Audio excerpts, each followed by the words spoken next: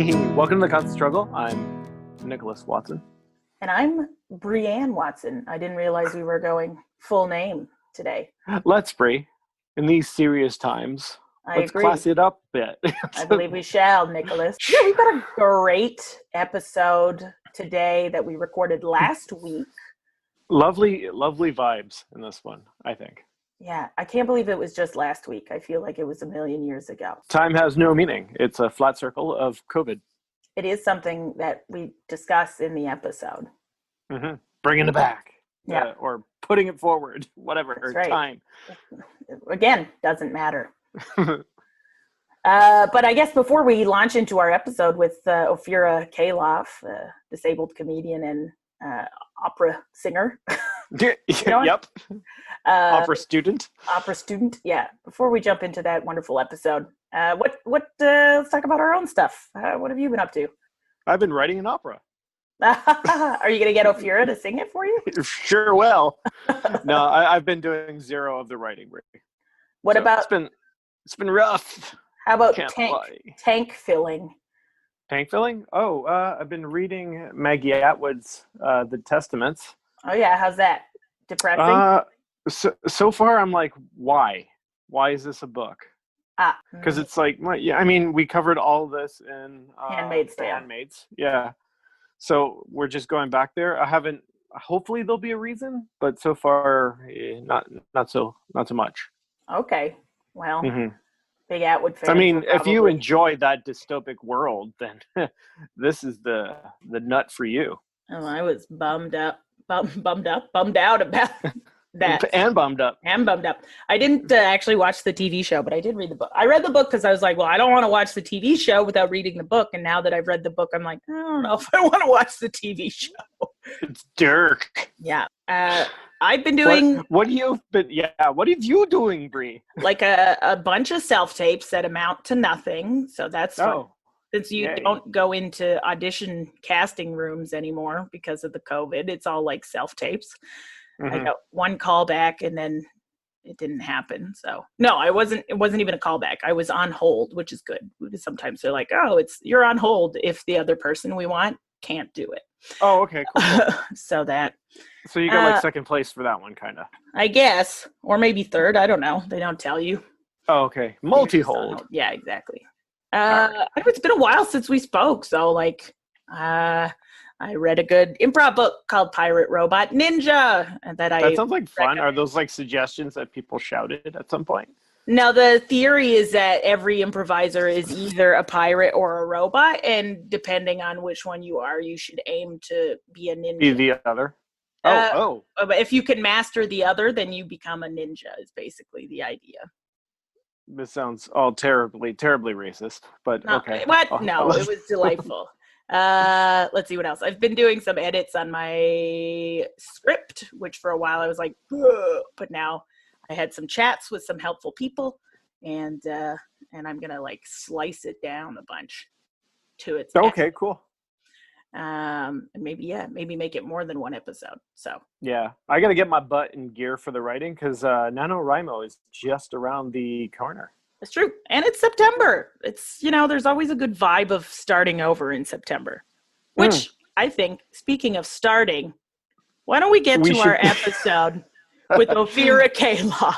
Let's do that. Let's start the show. Yay.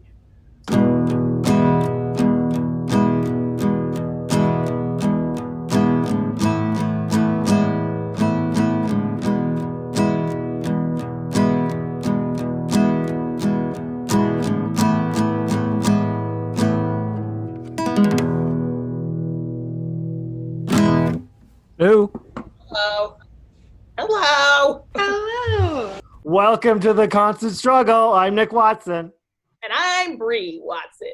We're here with a wonderful guest I was going to say this week, but that would imply that we do this every week, which we do not. This month, Ophira Calof, a wonderful performer, creator, disabled rights activist, and just wonderful human being.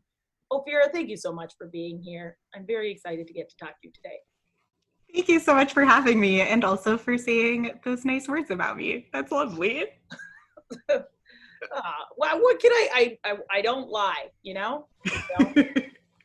How are you? I know that's like one of the questions you see online that you're like not supposed to ask people during a pandemic. How are you? Really? What? I mean, I think that's a pretty good question, I actually. think you're supposed to be like, what color is your spirit today? And that way you can get more of like, I'm feeling blue because XYZ or whatever the case may be. It's true. Could it be obsidian with lightning bolts? Because that's mine all the time. It can be. So I'll ask again, how are you? Well, I'm a shade of periwinkle. I was within the blue family, of course, because there's a pandemic going on. But, today, not bad. I'm good. Had a good night's sleep. Important. Super important. Yeah, trucking along as one does when the world's on fire. How about you two? I did not have a good night's sleep as I binged a whole bunch of pizza last night without meaning to. And I may never sleep again. It's so strange that you use the word binged as like it's intended. And I was like, I haven't heard of this pizza show. Well, I only wanted to have like a slice or two, but then I had like the risotto balls, which I only wanted one, but I had three, just jammed a whole bunch of pizzas into my mouth, half a bottle of rosé, cut loose a little bit, and paid the price. How are you feeling today? Well, good to know we're all in a good place. Ophira, why don't you, if you wouldn't mind, why don't you tell us a little bit about yourself? How did you get into becoming an artist? How did you, because you don't just do comedy, you write, you perform, comedy. Did I say comedy at first? I meant, but you also sing is what I'm saying. You also have, I do. Talented. So did you start off with more of a musical element, or were you always like, comedy, this is where I want to sort of head? This is a very good question, because you're right. I basically have an identity crisis with like, what do I do? Every time people ask me, I'm like, I'm an artist, and they're like, oh, like what kind of art? And I go, How do you start? Where do I begin? I'm like, I do things and stuff. I started out from the musical side of things. The very classic story of like, I was I think 4 years old, and I saw my first musical and was just like, that's what I want to do. And never, it was Beauty and the Beast. Oh, nice. In London, like West End. It was magical. And at the time I was a kid, I was such a shy kid that like I didn't speak in front of strangers. And so me announcing that I wanted to be a performer was very funny to my family. But I was like, no, this is it. I'm committed, and asked for voice lessons every single year, like every birthday, every holiday. That's all I wanted was voice lessons. And finally, my parents caved, and that was when I was about 10 years old. And as was evidenced by my like being stubborn through the early years of my childhood, it just stayed. Like I was like, and this is what I'm doing for the rest of my life now, which is a total, thing that a 10-year-old should decide. Very healthy. I think it's important to have dreams, at any age. This is true. That's a very kind way to frame that. But yeah, I was really focused primarily on opera, just because my voice teacher was very into opera and felt that was like the most advanced form of singing. And I was like, most advanced, sign me up. And, musical theater was kind of this like, I get to do it as a treat here and there, as like the fun little thing. On my birthday, we sang through Disney songs, that was, but overall it was like serious classical music. And I did find throughout that whole time, everyone always loved me being in the comedy roles. But because in my brain, and I loved comedy, I loved watching comedy, I loved doing it. But in my brain, I was so focused on opera that I thought comedy was because I felt that comedy was a lesser art form, which looking back on it, I'm like, oh dear. No, you were right as a kid. This is trash, what we do. I mean, but also, like, isn't it all trash? I think it's all, it's all wonderful and it's also all trash. So I would feel really upset every time people would be like, "You're very funny." I'd be like, "No, I'm serious." Like, I'm a serious opera singer who sings dramatic roles. And it wasn't until I went to university for opera performance, and then that's kind of when I have my disability is something that I had my whole life, but when I was younger, I just kind of thought of it as shtick. Like my body was just a bit different, but it didn't have a huge impact on my day to day, and I certainly didn't see myself as disabled in any way. I just saw myself as like a kind of unlucky kid who just had some medical things. And then when I was in university, things got really bad. All of a sudden, like, I often couldn't speak, I couldn't walk, I couldn't read. And that culminated in me like falling in the middle of a show, getting a concussion. And then I had to I was in a dark room for months. And that was the point when as I was sort of grappling with the idea of disability and chronic illness and like, who was I if I wasn't a singer? I just started writing random parody songs, and I wrote a blog and started writing like comedic things there. And was like, oh, huh. So for me, that was kind of my gateway then into comedy. It's always been a mix of things. You were using it as like a way to cope. Yeah. A way to cope, and also a way, I think after I was a couple of years into being undiagnosed, and I felt very lonely and I didn't understand what was going on. And I started over time to realize, writing a blog and starting looking at social media and different Facebook groups, of being like, oh wait, there are so many people who are dealing with chronic illness and who are disabled. And I knew nothing about any of it. And so I started doing comedy both as a way to cope personally, but also as a way to connect with people and put it out there of like, oh, hey, maybe these things that feel so terrible, like maybe we can laugh about them, and maybe we can share that experience, and maybe it doesn't have to be so bad. That's awesome. And you're showing that it exists as well. Like, yeah. Talk about an underrepresented voice in comedy. Everything, yeah. For those listeners who aren't familiar with Ophira's, I guess, disability, did you want to talk a little bit about it?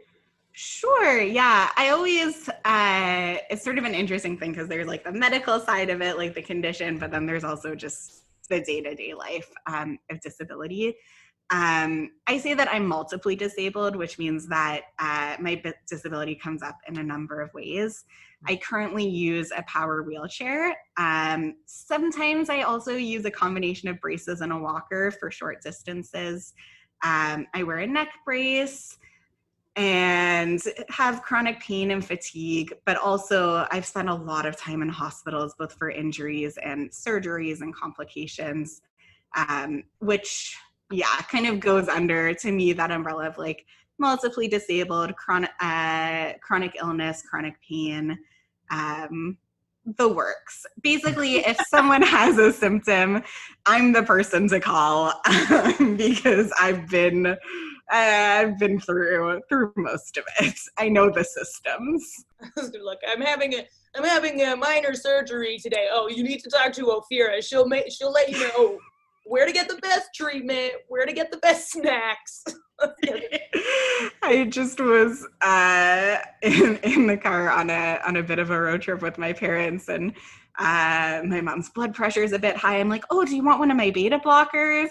My dad's, his back's hurting, and I'm like, oh, do you want some Voltaren, or what about like some of this pain medication? Like, I'm stocked, I'm ready. I was like, I have braces in my suitcase, you can borrow them, like, You're a rolling pharmacy. It's true. True.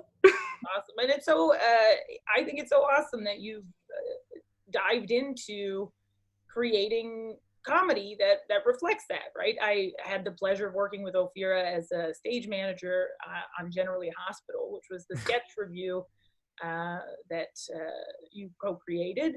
And it sounds like there's a lot of other works that you're creating now and that you've created that put the sort of disability front and center of the performance. I saw the response for Generally Hospital. Okay, I saw it was very supported, very, like, it was huge. You guys won tons of awards. I see you guys because you created it, and I was just like turning the lights on and off.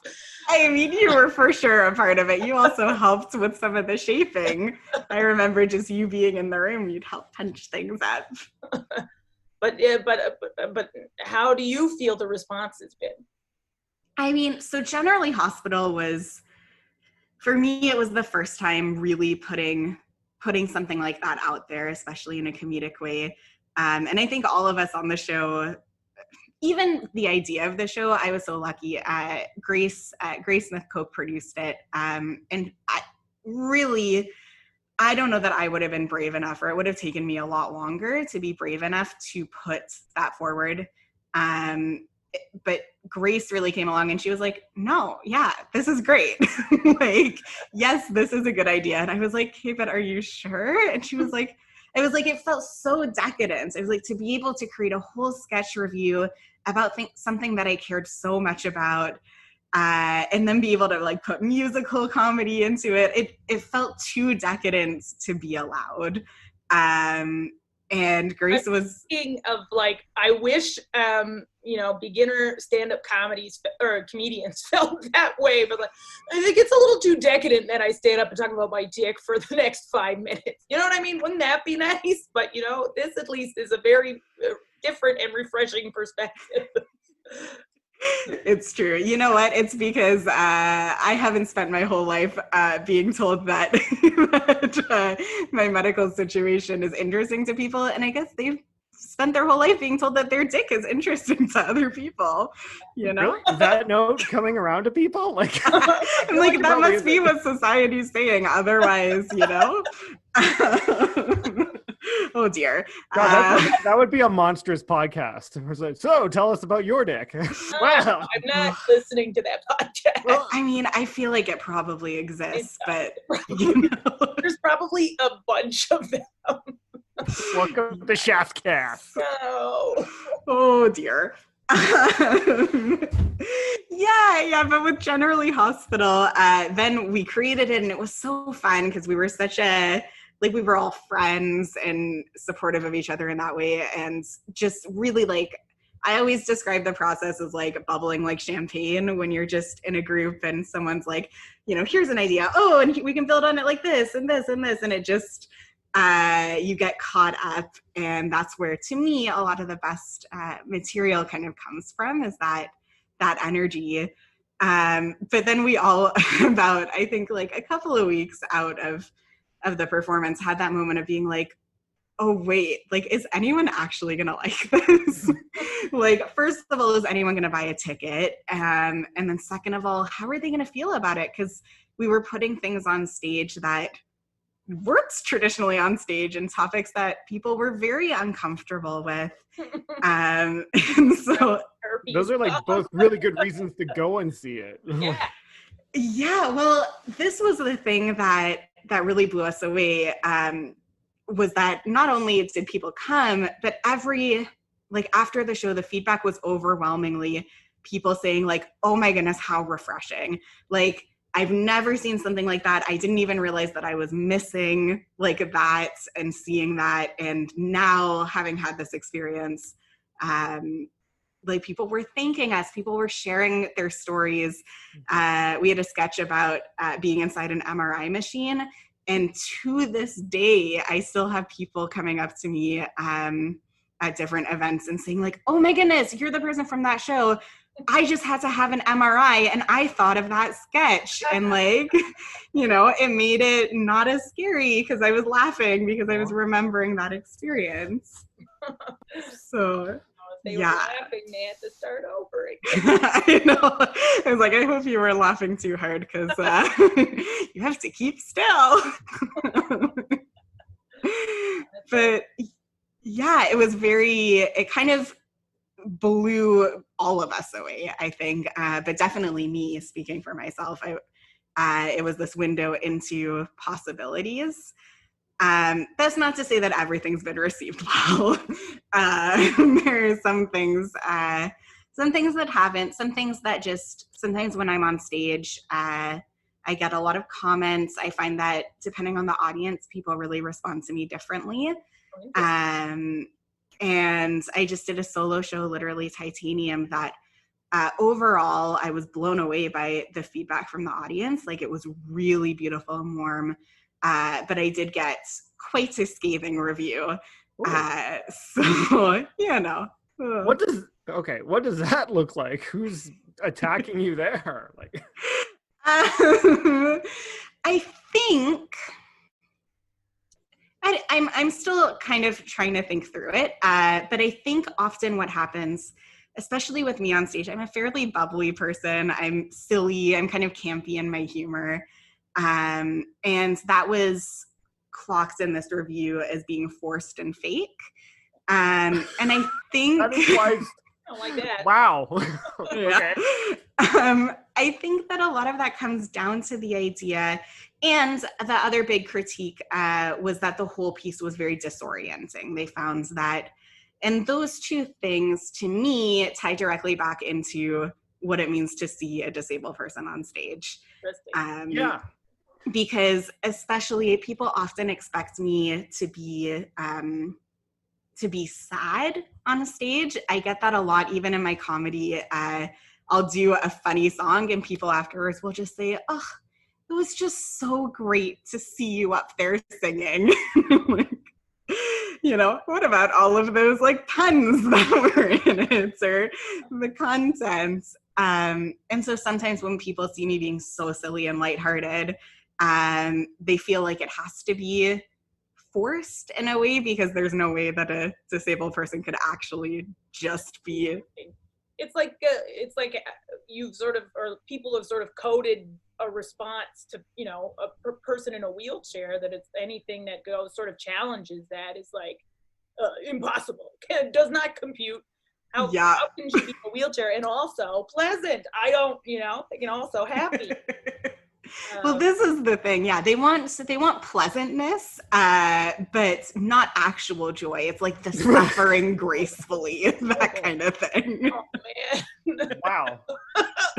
I mean, that's all our movies, right? If you think about it, it's, you know, the stoic disabled person that people learn life lessons through. They're like, oh, if they can do it, so can I. Which is not my narrative. No. They did all of that and they can't walk. What's your excuse, asshole? Oh my goodness, the what's your excuse situation. Yeah, I'm like, trust me, there are people with the same disability as me doing far more, and that's fine.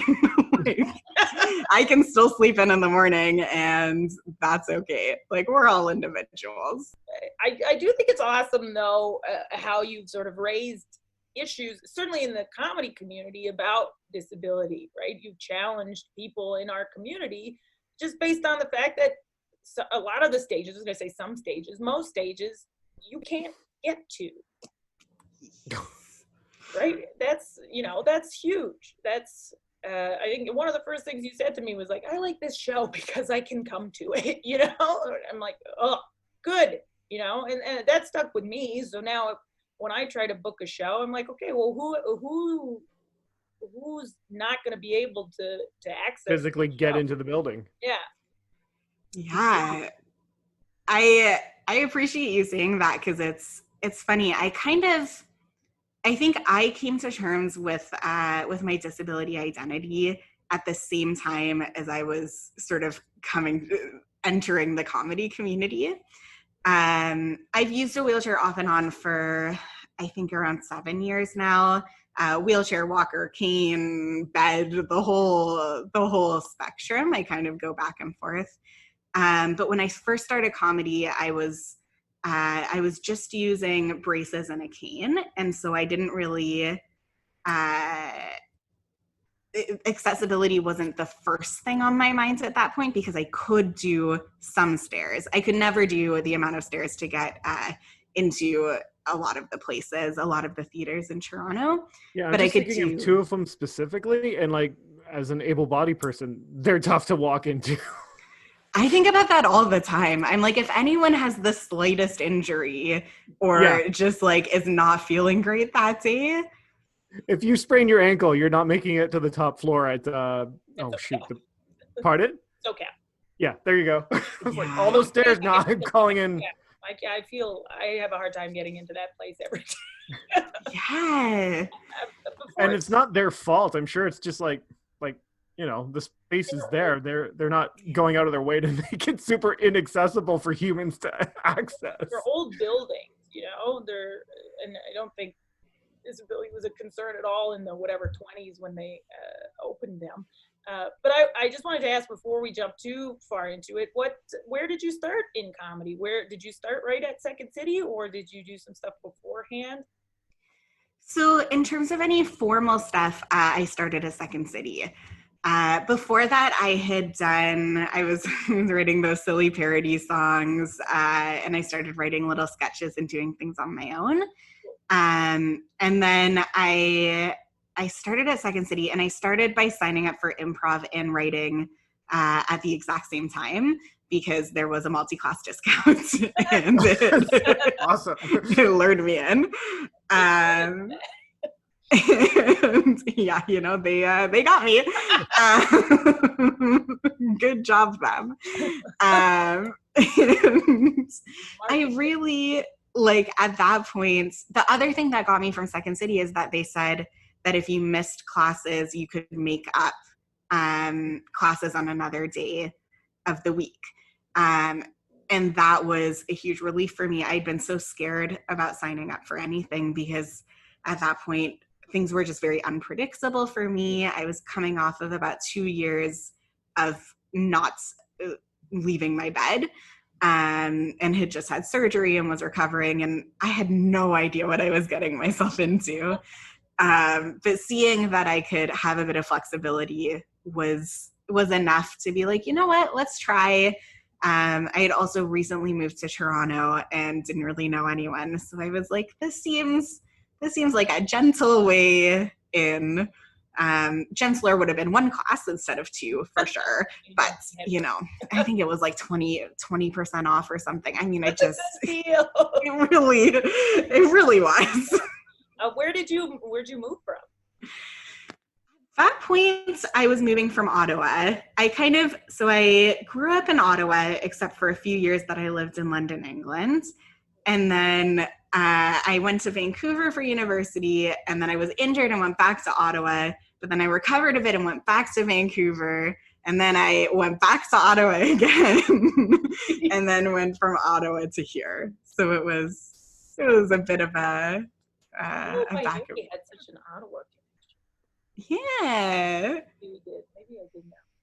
I wonder. When did you leave Ottawa? So in my brain, I left Ottawa in 2011. But then I did spend 2 years there. I just didn't leave my bed in those years. So I wasn't really in Ottawa. Were you studying in London, or were you? That was when I was really young. So we were there for, my dad did a brief stint as a diplomat there. And my brother and I were lucky enough to get to spend some years living there, which was really good. And probably very much planted the seed of the arts. London. I know that a place can inspire that. I don't know. I just don't think Welland, Ontario really sparked that. It was a magical place. What do you mean? Closing down steel mills, general crime, alcohol. It's all there. Sure, yeah. Although, I mean, that stuff exists in London too, I'm sure. I was going to say. And then in Vancouver, what did you study in Vancouver? So that was when I was training in opera performance. So I was at UBC at that point, and very, very opera focused. It was a Bachelor of Music. So all of my classes were, even the like non-music classes, were studying languages to sing opera better. Oh yeah, fair. Yeah. All of that. So like Italian, Italian, German, German. French. Yeah. I am surprised to hear that there are there's a couple people in the improv community that I could think of that have a background in opera. I'm just like surprised by that, and that there was an opera specific improv show that existed for a while too. Yeah, I saw that. I wonder, because to me in my brain, opera is so, like, even when you breathe is prescribed. Like everything is very, when you train in opera, it's all about becoming, like being able to follow the score, the music, your director, your coach to the best possible, to the best of your ability. And then you go into improv, which is the complete opposite in terms of, instead of trying to follow what someone else has put out there for you, it's just getting in touch with your own instincts and connecting with the people around you in the moment. So I wonder if there's something there, like a yearning to see the other side. You're rebelling against it. Yeah. It's so weird because like Verdi was wicked, like so well known for riffing all the time. Good old Verdi. I wouldn't mind getting into like the writing of Generally Hospital. Like how often did you guys do the show? And Want specifics? yeah. Like I like the nerdy part of this, not like, oh, how fun was it performing? I was like, tell me about all the freaking hard work. It is called the constant struggle, and it is a struggle to work with people to coordinate schedules. Yeah, we don't. This show is not the happy ever after success podcast. This is like, why does it suck doing the thing that we do? The thing that we love. Why is it so hard, and why do we do it? What's wrong with us that we do this? I mean, yes. Yes. So something from disability and the disability community and disability justice that I feel really grateful for, of knowing and how it's impacted my art, is that it's all about creating space and being like, everybody has different needs. How can we create a process that actually works? For everyone and doesn't hurt them and doesn't put them in positions of those long days that you just, can't get through. How can we make the process a bit better? And Generally Hospital was kind of the first experiment in that. And then with subsequent projects, I've kind of learned things, taken them from it, been like, we can do this a bit better, shift this. But the nice thing about Generally Hospital, I think because of who we all were in the cast and the idea behind the show and what we were doing, we basically wrote the whole thing on my couch. Like it was very, at the beginning, we kept trying to set up doodles, and align everyone's schedules. And that was a nightmare. Like that's really, everyone was so busy. COVID really, would have worked out for you guys back then. I mean, my style is COVID style. Like that, my work and the way that I work has not changed at all with COVID. Other things changed a lot. I feel you on that. Yeah. Yeah. So for Generally Hospital, we started by all bringing forward different points of view. So before we even got started writing, because we didn't all know each other, we brought in a couple of people that one of us knew, or someone knew that someone else knew who thought would be a good fit. So we started by just having, we had snacks and hung out and talked about our experiences with hospitals, and just, It was about, I think 2 to 3 hours of just chatting about where we each were coming from, how we felt about it, why we wanted to do this, what we wanted to bring forward. And then the next thing we did was all sit and bring forward different points of view and premises and different ideas. And we wrote like a huge whiteboard full of just a bunch of different ideas, and then started looking at it and being like, oh, it looks like these two things are kind of similar. Like maybe this could be one sketch, or it looks like this, this is a point of view that we feel really strongly about. Like, let's make sure to try to address it. And then we kind of each went away. We'd do some writing on our own. Some things we did, there was a sketch, Tech Can't Keep It In, that was about an ultrasound and just like a tech being so excited but not being able to say anything because, you have to discuss your results with the doctor. Okay. And that one was very much, that was me and Sabrina Friedman, that we were she had come over a bit early for one of our writing sessions, and we were chatting about it, and we just did bits back and forth to each other, joking around until it was a sketch, basically. Yeah, so a lot of the sketches were created in that way of just in the moment joking around. And then there were some others that we went away and wrote out. Like Grace wrote the herpes song. I wrote out, there was a monologue called #HospitalGlam that I just sat and wrote that myself. And so we had a mix of ways that we formed the show, and ended up with a lot more material than we actually could put in the show. We had to cut quite a number of sketches in order to shape the alternative. Yeah, well, we were definitely pleased that it was that. I mean, it was hard to let go of some of them, but it was a relief that was our position as opposed to being like, what do we say? Oh, but if you have that many sketches left over, does that mean there's the potential for a Generally Hospital 2? We certainly talked about it. We were like, maybe it should be specifically hospital the next time. Or something. But then I went ahead and made a show literally titanium. I really like, oh dear, I think I have a thing. But what I was gonna say, because the constant struggle, the things that were tricky in terms of the writing process, overall, I would say it was fairly smooth, but there were some issues in, as it always is, when you're writing about things that are so personal and that you have different experiences on. We had to have, I think, probably more than an average writer's room. We had a lot of just conversations about like, this is where I'm coming from. This is what I'm trying to say. Of just being able to get on the same page, because if one person's looking at an issue as like, oh, this is, I see this as like a bad thing, and the other person's coming in and being like, no, I'm seeing this as like a funny thing. How do you kind of come together and get on the same page?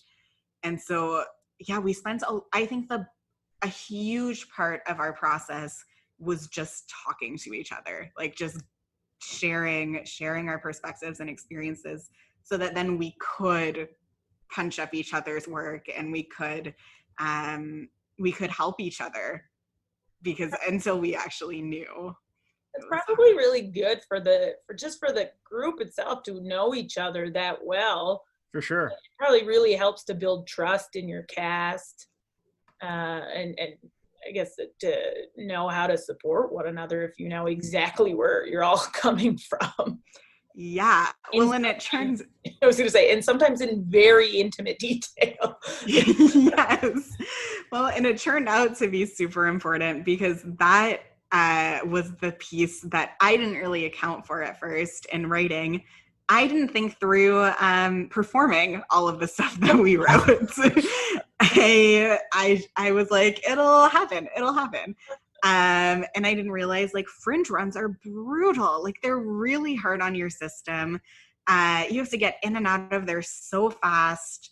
Tech runs, like when you're dealing with tight timeframes, both for fringe, and we also did the show again at Toronto Sketch Fest, and you have to go through so much within a short amount of time. And then for us, we were doing a number of different access measures, incorporating them in. So that added to what we had to do with these tiny windows. And I think it was so important that all of us got very close, because there were multiple shows that I was not in good shape. And we were able to just kind of understand where each other was at, and one person compensating for another. And at Sketchfest, right before I was in a real rough time. And I did 3 full days of bed rest right before the festival. And everyone was here and rehearsing, and I couldn't even sit up. So I was just lying flat, and they were rehearsing in my little 1-bedroom apartment while I just like said my lines from the couch. And they helped get me set up for being on bed rest. They brought me food. They like set up a cooler by my bed. And somehow we all made it through the run. Man. I recall some pretty concentrated caffeine candies. There were caffeinated chocolates that then graduated to just straight up caffeine pills. It was, and that, well, that was the lesson that I took with me into Literally Titanium, of being like, okay, like that. I created a show with Generally Hospital where I had to do so much. And I was like, how can I create a show that's a bit easier on my body, that I don't have to take a bunch of caffeine pills to get through. And that was kind of the starting for Literally Titanium, which, so it kind of, all of the shows, the process kind of, I call it cripping the script, and cripping the process. Crip as being short for cripple, sort of a reclamation of that language. And I'm constantly trying to figure out new ways to crip the script and make the process just more inclusive and less harmful. So many of our practices in the industry, whether you're disabled or not, are not good for us. Like they're not nice. Yeah, even like the basic things of like when the shows are on, like late at night, you're just completely out of rhythm with all of humanity. There's no food for when you're done. The number of times that everyone ends up at McDonald's because it's just, you're so hungry after a show, and it's the only thing. It's all that's open. Yeah. With Literally Titanium, which came out of the Buddies in Bad Times Emerging Creators Unit, was that, how was that experience? That sounds very interesting. And I think a couple comedians went through that process that same year that you did. Well, I guess that was last year. It feels like a million years ago because time doesn't matter anymore. But yeah, it was a century ago, for sure. So Literally Titanium itself, I had actually, honestly, pretty much every single show that I've put up recently has been conceptualized during a hospital stay. I think Generally Hospital and Literally Titanium might have been the same one. Generally Hospital, I was staying there, and then Grace, who co-produced it, came to visit me, and I was telling her about like all of my stories and being like, I'm writing it down. I feel like this would make such a great sketch show. Ha ha ha. And she was like, yeah, like, yeah, it would. And I was like, wait, really? And she was like, yes. Like you just said it. Like, yeah, it would. Yeah. And Literally Titanium, at that same time, I applied. It was part of the U of T Foot Festival, which is their festival of original theater. And their theme for the year was about bodies, and like disabled bodies and marginalized bodies and bodies in performance, essentially. And so I applied with the short, little like 10 to 15 minutes cabaret-esque piece, where I played my body as a character, and it was getting its chance to complain about me and about my mind. Basically being like, this is what she puts me through. Like, I just want to sleep. So that was the kernel that literally Titanium started from. And then I did that, and it went well in a way that I wasn't really expecting. People were like, "This is a very cool concept," and I was like, "Oh, huh! I thought I was Came here to be being... bored, but you've entertained us. How novel." I mean, so we all go to theater with that expectation. Nap time. Like, oh, big yawn. This play was horrible. I didn't sleep a wink. I can't believe how entertained I was. 1 star. Yeah, exactly. Half a star. Yeah, so I like, it kept percolating, and then I applied to the Buddies in Bad Times Emerging Creators Unit. That was done in collaboration with Be Current, and so at the time, Catherine Hernandez was leading the program, and that was a really cool thing because it was a step into theater, which I feel like there is way too much of a separation in between comedy and theater. It's not necessary between like pretty much all live performance mediums. Like, I feel like we just all can learn from each other. Like, I don't know why we work so hard to separate ourselves from each other. Especially because theater can be comedic, and like comedy can be dark, and comedy can be theatrical. So it was a neat experience to go into a theater space, but I wasn't the only person coming from comedy. Shohana Sharman was also in the program, and they were very excited to have a comedy perspective there, especially an improv perspective. So that was neat. It was a small cohort, and basically we all were developing our own projects throughout. And for me, as is the story through most of my experiences in programs, I'm often the first person going through programs who uses a wheelchair or a mobility device. And so things come up, you know, because it's just, if it hasn't happened before, you don't necessarily know what barriers are there until someone comes up against it and you're like, oh, wow. Yeah. So that happens there. But I was lucky that the leader of the program, Catherine, really wanted to make this space an open space and an accessible space. So yeah, then the show kind of got turned into it was supposed to be 20 minutes, but I watched back and I definitely did 30 minutes. Sorry. Whoops. I guess I was a bit more dramatic. It's an illusion anyway. I think that's one thing we're learning. I mean, time is a social construct. That's flat circle. Right. I'm sticking to it. So yeah, then from that, with that sort of 20 to 30 minute piece, that's what I applied to the Next Stage Theater Festival with, to kind of take it to the next stage. Oh, that's why it's called. It's not just another clever name, Brie. You mentioned I'm often the first person in a wheelchair to have to, make the space. And I think that was for sure the fact at Second City, right? Yes. Yeah. There were a couple of people who were taking classes around the same time as me. Although our paths didn't cross, they were in the stand-up stream. Right.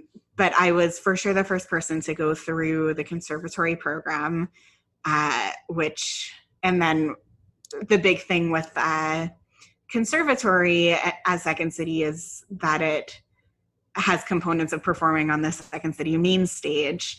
And I was for sure the first person to do that because it fully wasn't accessible. So it was not possible before. I think that's amazing.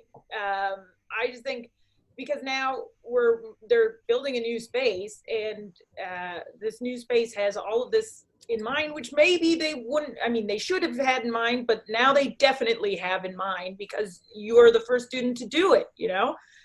So because of you, tons of, you know, performers in the future who use wheelchairs or who have different accessibility needs will be able to, because you were like, hey, I want to do this. We should be able to do this, you know? But I think that's great. I very much appreciate you saying that. I like to, it's always tough to know in certain situations, like what your impact is. And it can be stressful because part of me thinks like, oh no, if I'm too pushy, then everyone's going to be like, ugh, you know, why bother? This is too difficult. That's something I thought before, less so now. Now I'm like, I wonder if that's because of how we're raised as women, because it's like, don't make too much noise because then people won't like you and then they won't marry you and then you won't, you know, like we have to monitor our tone so that we don't appear too bitchy or whatever. But this is, you know, this is something that is needed in our community 100%. We've had a couple decades of people moving towards accessibility in every aspect of society as well. It's you know, it's not unheard of for them to, like, when they say accessibility, it's not like, what does this word mean, accessibility? It's like, oh shit, yeah, how do we do that here? Yeah. And I mean, it goes beyond, it's both like the accessibility to get on stage, but then it's like what stories are depicted and, you know, what are we used to? The number of times that audience members at first think that my neck brace or my wheelchair are props. Even in Generally Hospital, which, you know, was a show that had so many sketches based off of my own experience, that was still a comment that we got of people wondering if it was a prop, because people just are so not used to seeing disabled folks on stage and seeing disabled folks playing characters, or again, like coming back to that thing of like being silly and goofy and taking up space in that way. To the point that even like in improv scenes, where everything's made up, sometimes I'll be in the past I would be in scenes and people would kind of pause and be like, wait, you can't drive, or like, wait, you can't do things. And I'd be like, you're sitting in a chair. I at least have, you know, hydraulics here. I remember, I think, did we take this, it was like a women in improv kind of workshop, and I remember you bringing that up, and I was like, of course, you don't have to endow a person sitting in a wheelchair as sitting in a wheelchair. It's improv. You could be doing anything, being anywhere, you know, like, of course. Yes. We can all be mermaids, you know? We can all Yay! You know? Even you. Get my shell bras out as soon as we're done. This is great. Opera. Can we talk a bit more about the opera? Sure. Yeah, because when you're talking about being at school in BC, some of my English lit classes were in like the music school at Western, and we'd be going by all the classical, like you'd hear someone playing the harp, or there'd be some classical piano going and opera singing, and it was just like almost magical. It's kind of like going to Hogwarts and seeing like the upperclassmen doing their spells and stuff. Is just like, this is delightful. What was opera school like? Was it fun? So like, definitely that sense of magic when you just go by all of those practice rooms and hear snippets of what everyone's working on. It's for sure, that feeling is incredible. But then when you are in a practice room and knowing that everyone who walks by can hear you, all of a sudden that sometimes feels a little less magical. I think a thing that people don't realize about, I guess, the arts in general is just how much work it is, like how much time. And so for us, like the schedule was, when I think back on it now, and it's funny because now my whole thing is about like rest and like let people like take the time they need, and accessibility, and you know, finding a gentler way to do things is, in literally Titanium, I took a nap on stage essentially. Like I tilted my wheelchair back and just took a rest. Whereas in opera school, like my first class was at 8 a.m. We went solidly until I think around 4, and then had to rush to rehearsals for the productions we were doing. Upper years, those rehearsals were part of their classes, but in your first years, they were extra on top of your classes. And then we're often in rehearsals until around 10, and then somehow had to find time to practice our own material as well as practice the material for the shows. I remember I was never back at my residence in time to eat food. It would always close before, so I like had a collection of canned soups that I'd like have late at night for dinner. Awesome. And then like we'd all be doing our homework like super late at night for classes. And what was nice is that we weren't alone, right? So it's this cohort going through the process with you.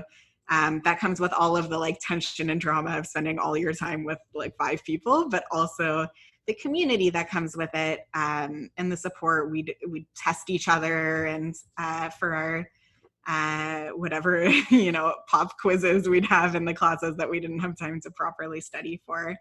But it was definitely, it was everything. It was everything that you thought about for the entire day, from the moment you woke up to the moment that you like collapsed at night.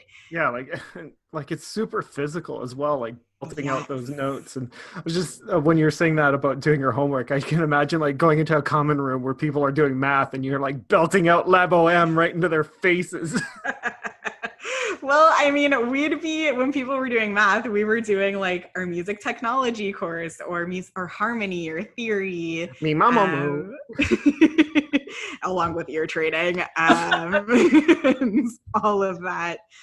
Anything we made noise for, we did in the practice rooms. But we also had a lot of music history was a class. Cool. So we also had all of those, plus the languages and core competency courses and like English literature and things like that.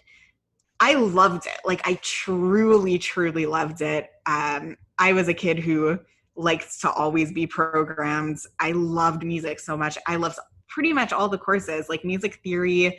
I really enjoyed. Most people hate it, but I loved it. It is. I was lucky. I went into it like I had done some classes before going in, so it wasn't, I had a little bit of a head start. Thank goodness. Otherwise, I would have really drowned. But like music history, I'm such a history nerd, or at least at the time I soaked it all up. And then the singing and the music and working with these amazing people, it definitely, looking back on it, I'm like, I don't know how I both did it and how I liked it. But at the time I loved it. Were you able to finish the program? No. That was really, at the time, super devastating for me, because my whole life was that. Like, all I wanted was to be an opera singer. And I actually fell during an opera on stage, like dressed as a nun. Like it was very dramatic. But I had appropriate been for an opera.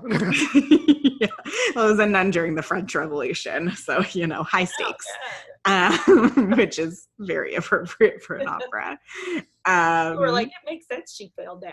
Oh yeah, no, we were being beheaded at the time. Yeah. Too soon. Yours is still on. Not number 5. Get back up. Yeah, we're like, oh, your light didn't go yet.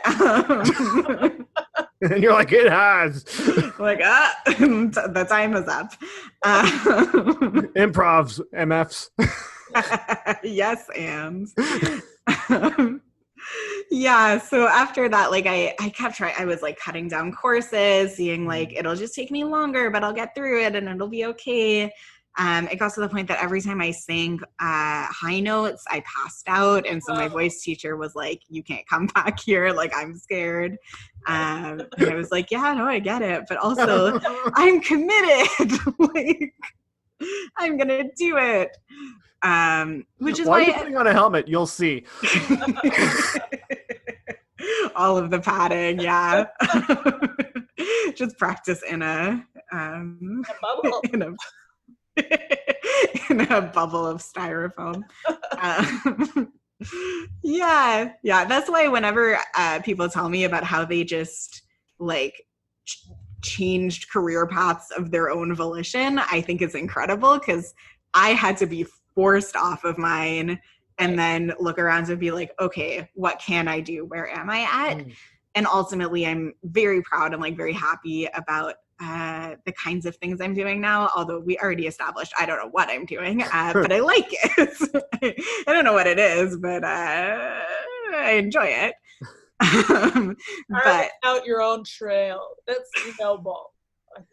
The French revolutionaries would be very proud. Thank you so much. I still see you sing on Instagram. Do you think incorporating parts of opera with your performance, is that something that, I think it's a cool way to continue what you loved, but infusing it with something that's more manageable? Yeah. So at the beginning in my brain, I was like, opera and comedy are completely separate. And my opera, like all of my training in opera, I was like, this has absolutely no bearing on who I am now as a comedian. It's like wasted time, gone, vanished. Like I wouldn't even talk about it. Like I didn't even tell people that was my background. I didn't put it on my resume. I was like, it's a whole different thing. It's not even relevant. And then about 2 years ago, I had said something in passing to someone and they were like, this is like, you trained like at a very high performance level for most of your life. This is very relevant to what you're doing now. And I was like, oh, I guess. So in Literally Titanium, I incorporated a bit with opera in it. And it was and that was Alia Razul, who was also part of Generally Hospital, and then helped produce Literally Titanium, and is also a very talented human in her own rights. But she encouraged me. I had showed her, we were just hanging out, and I showed her an old video of me singing opera. And she was like, oh my God, like this, she was like, this has to be part of your show. I was talking about how opera is so physical, it's the body, but you almost have to disassociate when you sing opera because your body has to stay relaxed while your face is like, while you have to portray that you're feeling these intense emotions. But in order to sing properly and help in a healthy way and not harm your vocal cords, you can't tense up. Right. And so I was talking about that kind of that interesting process, and she was like, "This, like, that's what you're you're doing a whole show about your body and minds and them being separate and connected." And you're like, she was like, why isn't this in your show? And so that was the first time putting it in. And it was a comedic bit, but I sang opera and went back and forth from opera to speaking. And that was kind of my window. And I'm still figuring out where it all fits, but I have accepted the fact that I'm a giant music nerd and I'm also a comedy nerd, and that's okay. Both of those things can exist. Yeah. And I'm disabled, all three at once. What a combo. What a fun combo. But it's such a unique voice, you know? Like, I again am going back to the straight white men who talk about their dicks in stand-up comedy. Like, whose story would you rather hear, you know? Who's going to have the more interesting point of view? I feel conflicted and challenged by this. I guess you were saying you currently have something, you were saying off the recording that you currently have a show running at on Bad Dog TV, which is what Bad Dog's sort of solution to the pandemic right now. Yeah, maybe we should talk about what Bad Dog TV is and how to go to it, as I've not heard of this Bad Dog TV you speak of. I might send that to Ophira's court right now. Wow. Bad Dog TV is basically very soon after everything had to be shut down. I think Coco Galore, who is the current artistic director of Bad Dog Theater Company, decided to launch a YouTube channel. And there's shows every day of the week, 2 shows a day. So there's afternoon shows that are at 4:30. And then in the evening, there's always a show that's either at 9 or 9:30. Mondays and Tuesdays start at 9, and then Wednesdays, Thursdays, Fridays at 9:30. And they're all live shows, but they kind of span. There's a lot of different types of shows. So there's 2 that are a bit more traditional improv that have been adapted for the online world.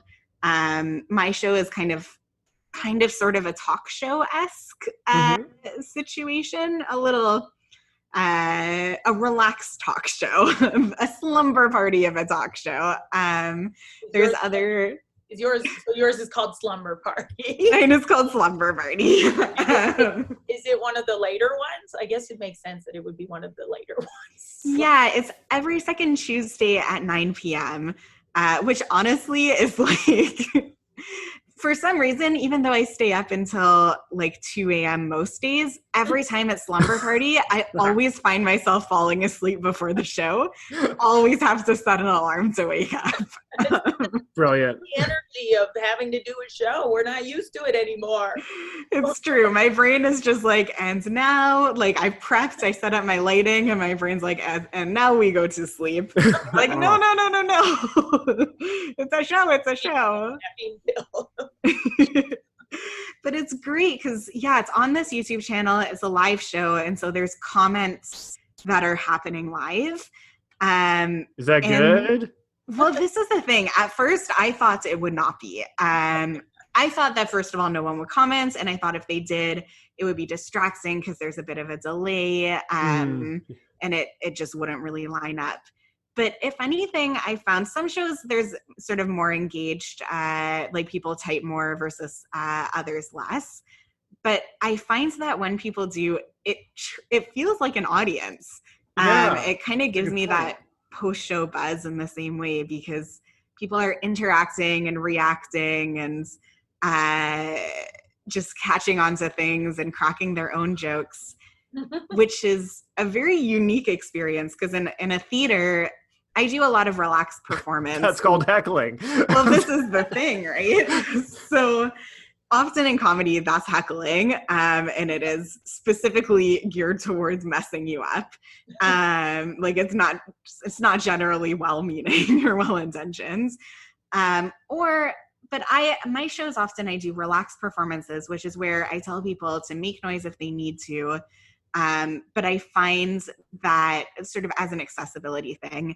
But I find that people are really hesitant to do that because they're watching the show and they feel that that's distracting, and they associate it with heckling, which is, not quote unquote polite theater etiquette. Whereas fair way to put that. Most diplomatic way of putting that, for sure. I want to know what positive heckling would be at a show now. Like if you're singing an opera, it's like, that was great. Well, it's true. I had at one of my shows for literally Titanium, people actually took advantage of the relaxed performance, just a couple of people. But they would, like, I sang opera and one person was just like, oh, wow, that's beautiful. And I was like, thank you so much. Or like I went to drink water and cracked a joke about it. And one of them, like, just jokingly, because I would do this thing of, water, I'm thirsty, so I'm going to drink water. Cheers, like, to you. And one person was just like, how do we know there's water in there? I was like, just kind of participating. Or I'd ask like a rhetorical question and people would like shout out the answer. And I'd be like, thank you. Maybe. That might be right. I'm going to go in a different direction, but like, yeah, that's also a viable option. So in these online shows and with the chat, it almost feels, it's a little bit of that feeling, but it doesn't interrupt you. So I look at the chat when I want to, and if I'm in the middle of something, then I won't. But I can ask a question. I can open it up for people to ask questions, and talk about that. And I've noticed in most of the shows on Bad Dog TV that the chat function has just been like added a different dimension that I certainly didn't anticipate it. And I don't think many people did. When you're a performer, do you see like, is there like the little like hearts that start floating up your screen and stuff like that? That depends on the platform. I did an Instagram live show for Buddies in Bad Times, and on that you see the hearts float up. Very validating. Yeah. Like, oh, good, that joke landed. Or someone's desperately trying to click out of the thing and struggling to get out. And you're like, you know what, I'll take it. Because it's true. Like when you crack a joke and there isn't that laughter, like when I did a solo, I think it was a half-hour thing or 40 minutes for Buddies, and I was singing songs and cracking jokes, and it's certainly something to get used to, of like, you make a joke and then just have to move right along because you're not, the delay is too long to get people's like, ha ha ha ha. And after singing, like, and this is a little bit embarrassing to admit, but like you're used to applause after you sing, and that gives you the chance to catch your breath. But when you're singing and there's no applause, you have to like do the end of the note and then just somehow try to gracefully catch your breath while being like, anyway, so like on to the next. Mute. But with a talk show, with having another person, what I found is that I just treat my guests as the audience, and then I act as the audience for my guest. So it creates that, like, we're joking back and forth, we're talking, and I find, because I'm a performer that really gauges the energy of an audience, but I can just do that with whoever I'm working with. When I bring someone on, I can see if they want to talk about something a bit more serious, we'll go there. If they're being silly, then great, we'll go in that direction. Are your guests typically like Bad Dog improvisers? Is that sort of the pool that you're going into, or is it what kind of guests? What type of humans? Yeah. So far it's been some people within the comedy community and some people who are not. For this show, I'm doing a show on Tuesday, and I'm bringing a friend of mine that I did improv with, but he doesn't improvise anymore.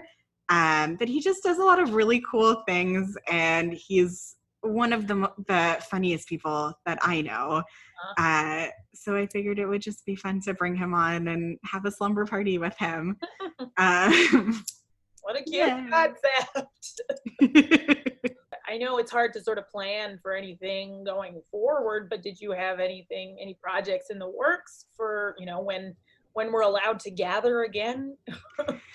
I have a couple, but a big thing that I'm working through right now is trying to see a way forward that is not based on gathering again.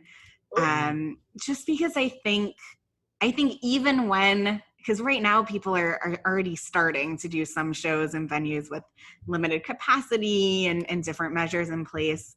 But as a disabled high-risk person, that's that's so far. Breathers. Right? Like, it's just so far from being on my radar, and that means that it's so far from being on the radar for a lot of the people that I create content for and people who I work with. And hypochondriacs. Well, which, if this pandemic hasn't made all of us edge in that direction, at least. There's a lean. A little tilt of humanity. So I'm kind of trying to see a way forward that's not centered on the idea of people being able to be together in person. Cool. And it's a little bit weird and floaty, but we'll see. In some ways exciting, because accessibility is hard, going out and about is hard, pandemic or not. So it feels good to be problem solving in that realm. Yeah. A new frontier. Yeah. Which is great. Okay, I feel like we've tapped on some of these issues. Of course, the show is called The Constant Struggle. Are there any struggles in particular that you are dealing with that sort of have impacted your I don't know, we talked, anything, I don't know, even, I know we talk a lot about disability, but anything even just not specifically disability related, but General artsy struggles. yeah, general art. Yeah. Yeah. I mean, I guess for me, and it ties a bit with disability, but also beyond, it's just sharpens because of disability for me, I think, is that my experience, I have no baseline. I have nothing. So in terms of my ability and what I can do, it's constantly changing, and it changes really dramatically. And I think to a certain extent that's true for all of us, especially if this pandemic has taught us anything, is that things can change very, affecting all parts of your life. And to me, that's kind of reflected in my art a little bit. I feel like I said earlier about comedy, the idea that it feels weird to separate all of these different mediums. And I think something that I'm always like constantly struggling with in that way is figuring out how to be comfortable with the flux of it all. The idea that I move between genres and I move between being able to go out and perform and do like an hour-long show and not get out of bed. And those things can happen within the same month. They can even happen within the same week. And be hospitalized and then be in theaters all day. And just finding a place in my artistic practice where that's not only okay, but part of it, where it's embraced.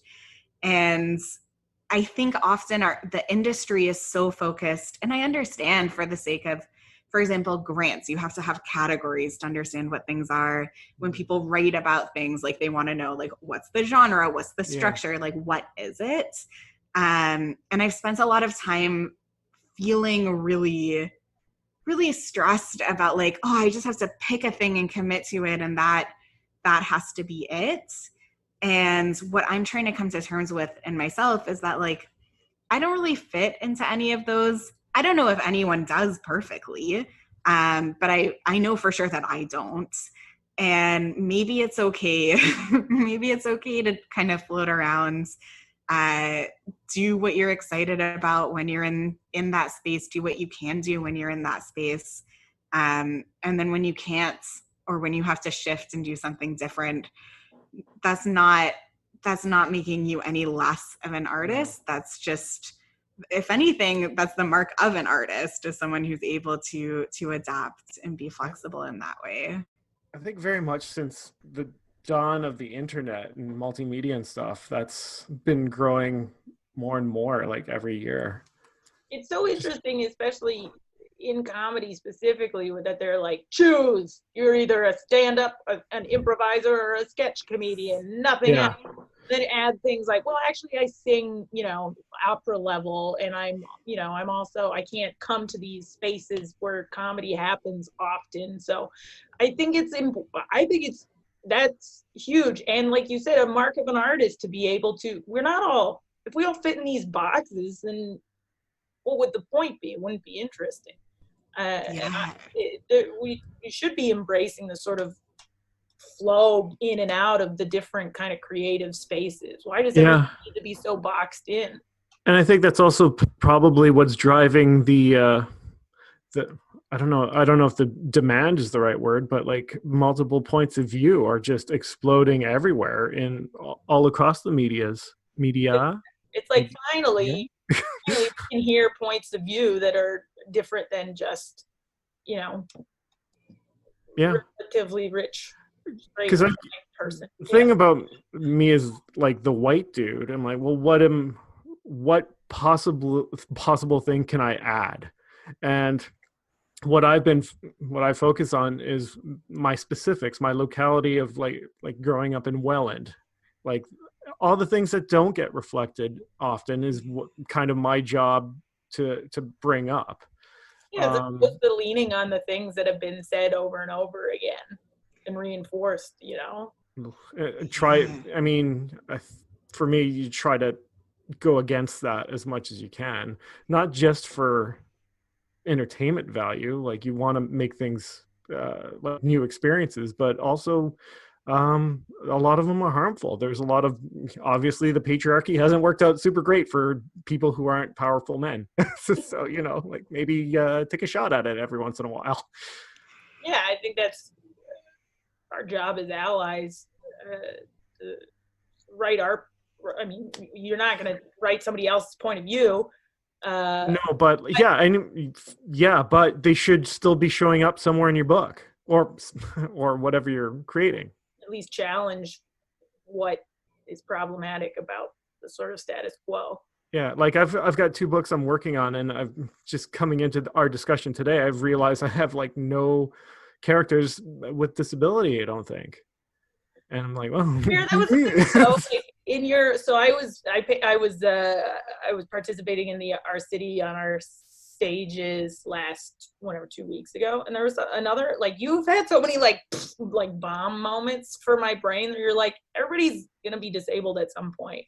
Where you're like, just because you're not disabled now doesn't mean it's not gonna happen. Like eventually you're not gonna be able to walk because you're gonna be an older person, or have an accident or have something.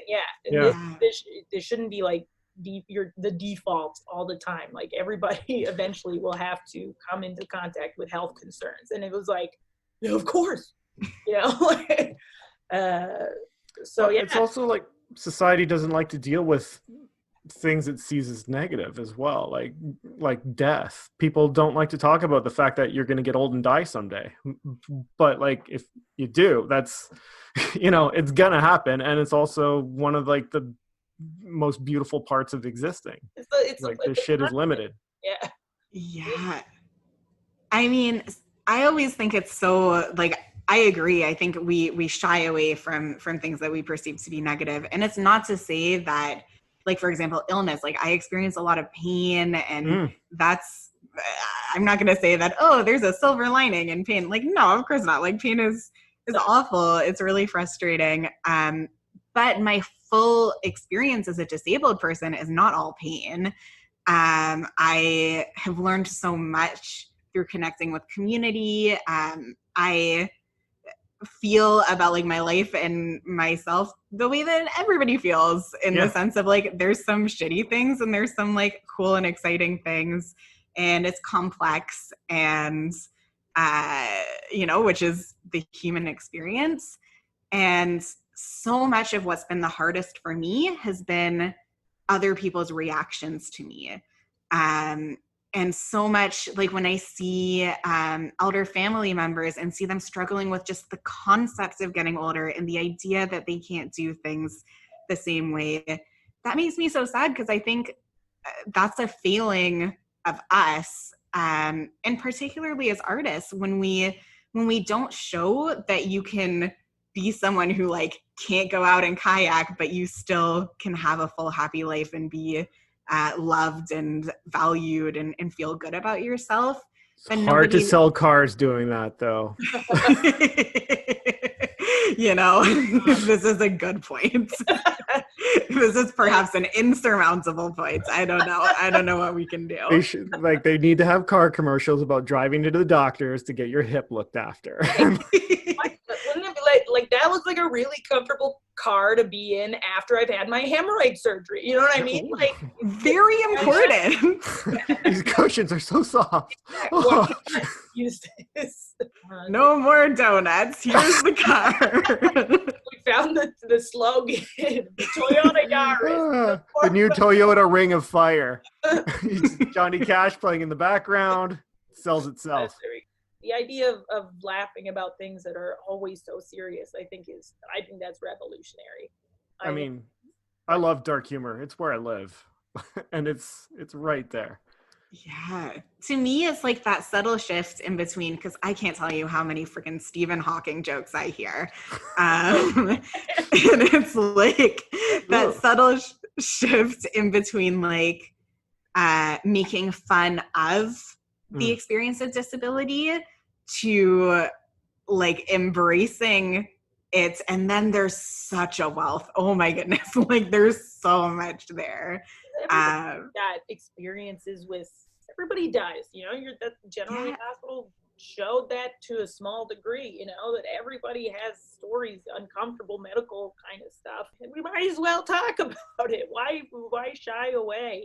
We all deal with this stuff at some point or another. If we haven't already, we will in the future. So we may as well talk about it.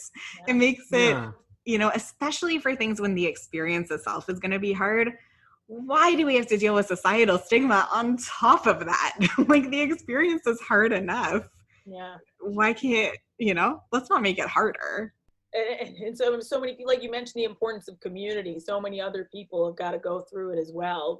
Isn't it easier to come together instead of to shun one another about the sort of garbage circumstances we have to go through sometimes?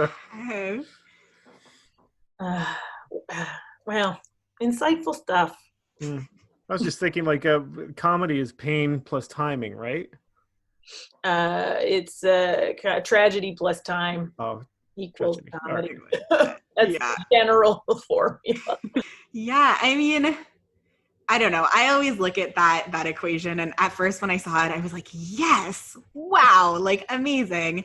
Now I think that sometimes we have different definitions of what tragedy is. And I think that's important to kind of recognize in that equation, that to me, that equation only applies to just where an individual is at.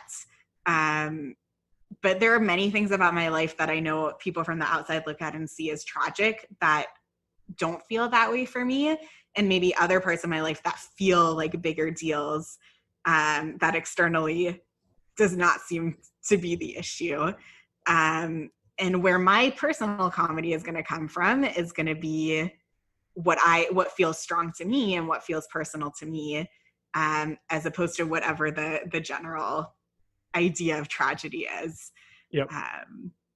And sometimes comedy is just joy. Sometimes comedy is just silliness. We did fart jokes in Generally Hospital. That farts catch every time. Yeah. I think it's interesting that, and you mentioned it a couple times, like the feedback, the sort of direct feedback you'll get from audience with regards to being in a wheelchair, with regards to disability.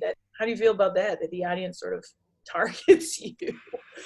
I mean, I spent a lot of time trying to figure out like a formula for how I could be on stage to get the audience like comfortable with my presence, and then get them laughing. And it was this formula that involved like saying something off the top, like making a joke about it off the top, then having my wheelchair like do a cool thing and people would be like, oh, cool.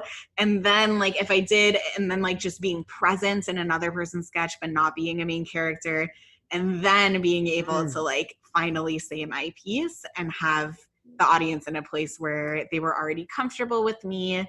They had seen other people on stage be comfortable with me, so they got the signal of like, oh, okay, we relate to these people and they relate to her, so maybe she's okay.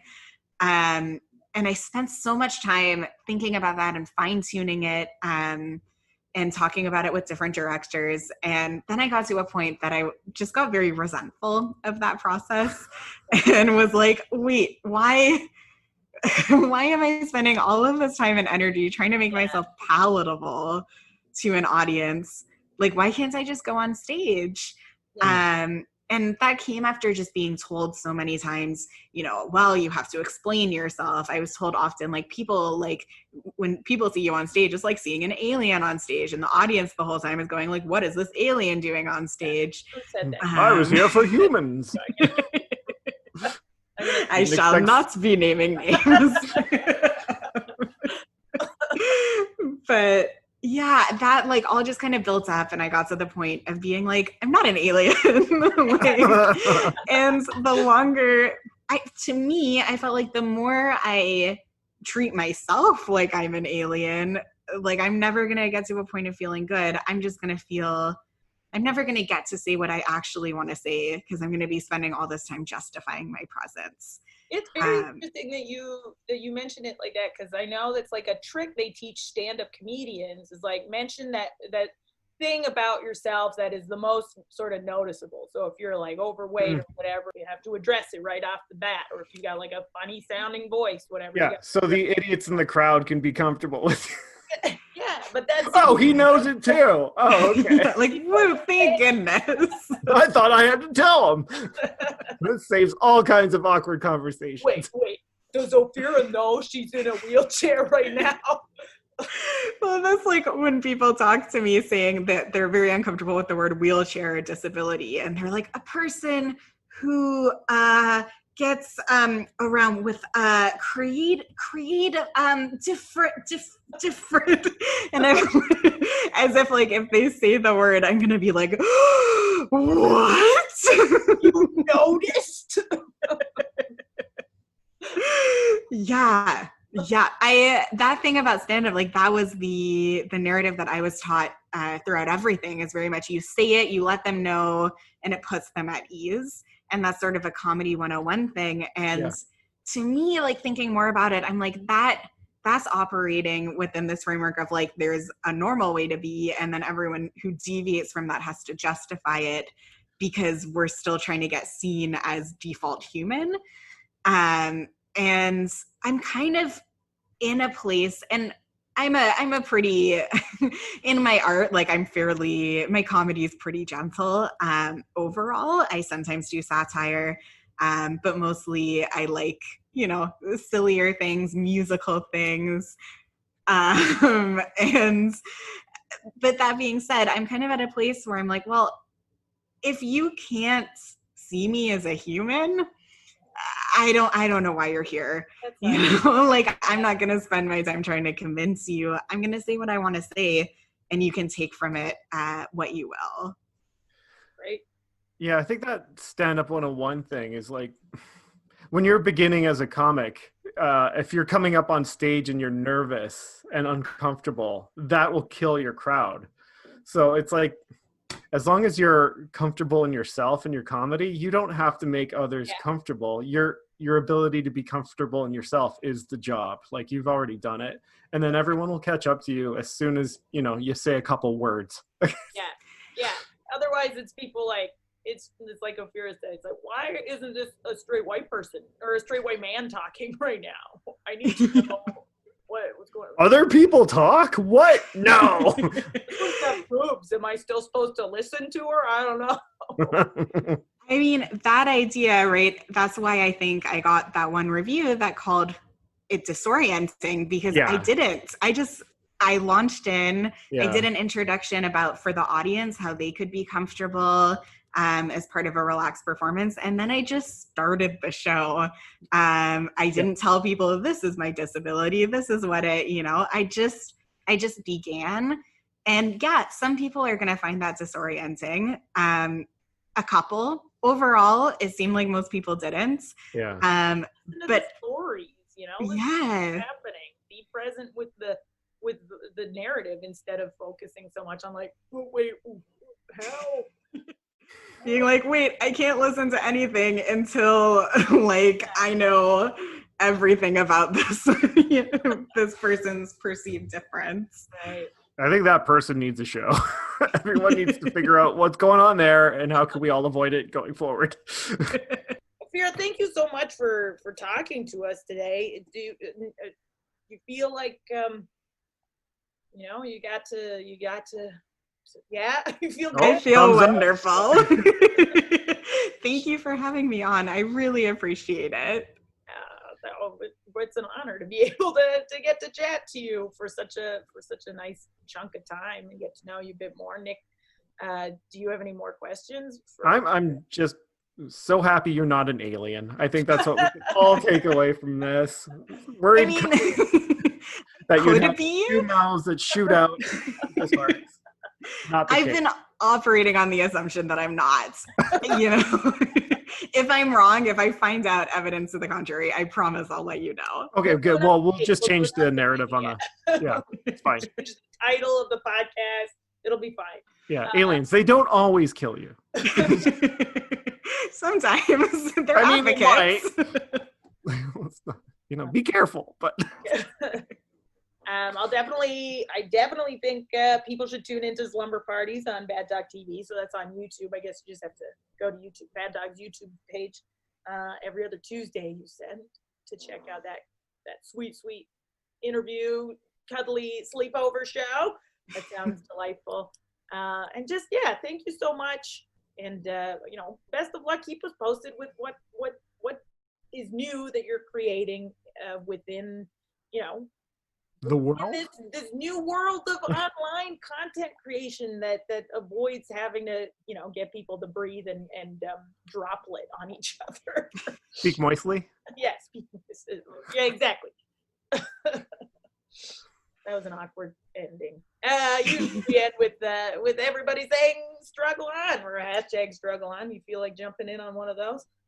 I'm happy to do that. I guess.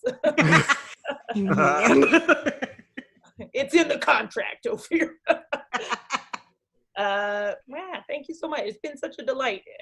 Wishing you all the best, going forward with everything. I look forward to see every new thing that you come up with, because I know it's going to be very awesome, very cool.